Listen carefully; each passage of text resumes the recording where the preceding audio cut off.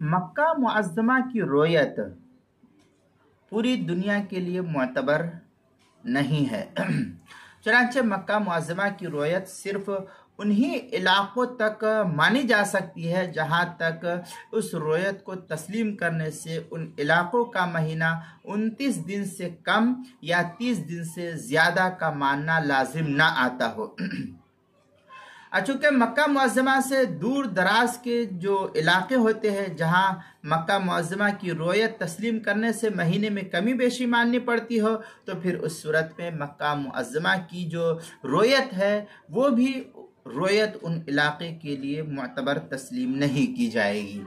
چنانچہ قرآن و سنت اور فقہی جزیات اور کلیات کی روشنی میں مکہ معظمہ کی رویت کو ساری دنیا کے لیے معیار قرار دینا یہ اس نقطۂ نظر سے بالکل درست نہیں ہے، یہ قطعاً غلط اور ناقابل عمل ہے۔ چنانچہ اور حدیث شریف سے یہ بات معلوم ہوتی ہے، سوموا لرؤیتہ وافطروا لرؤیتہ۔ یہ بخاری کی روایت ہے، بخاری پہلی جلد صفحہ 256 پر اس کو نقل کیا ہے۔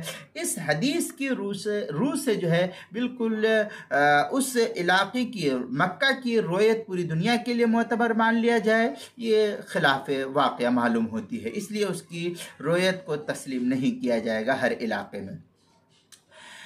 پھر بدائع الصنائع میں ہے فَأَمَّا إِذَا كَانَتْ بَعِيدَةٌ فَلَا يَلْزِمُ أَحَدُ الْبَلْدَيْنِ حُكْمُ الْآخَرِ لِأَنَّ مَطَالِعَ البلاد عند المسافہ۔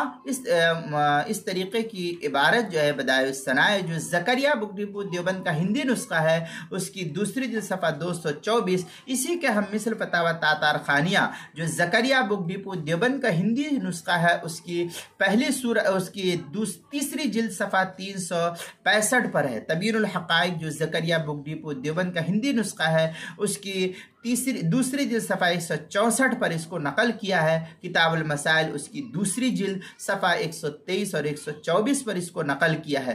لہذا اب ان اصولی معلومات کے بعد جو چند چیزیں ہمارے نظر کے سامنے تھی مطالعہ کے حساب سے، مطلع کے حساب سے کہ کن علاقے کا مطلع کیسا ہونا چاہیے، کہاں کی روایت معتبر ہوگی کس کے لیے، ان تمام کو ہم نے اصولی طور پر مختلف ویڈیوز کے اندر بیان کیا ہے۔